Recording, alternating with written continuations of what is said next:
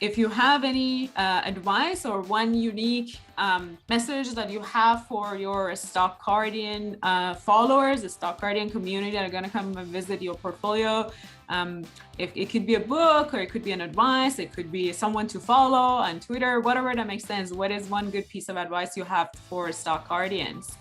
Sure, yeah. So the book is The Innovator's Dilemma by Clayton Christensen, the father of disruptive innovation.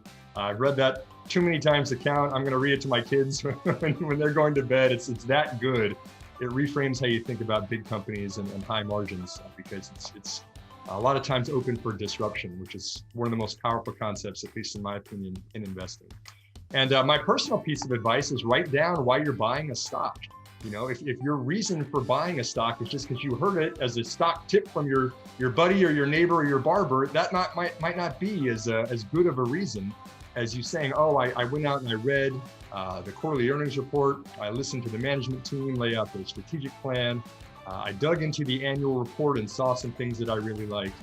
There should be a fundamental reason, a thesis, why you're buying a company.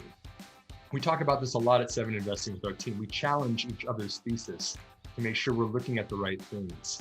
But I would say for anybody, anytime that you're investing, no matter how large of a position you're taking, at least understand and write down why you're buying the company in the first place and what you would expect would cause that company or that value of that company to go up over time.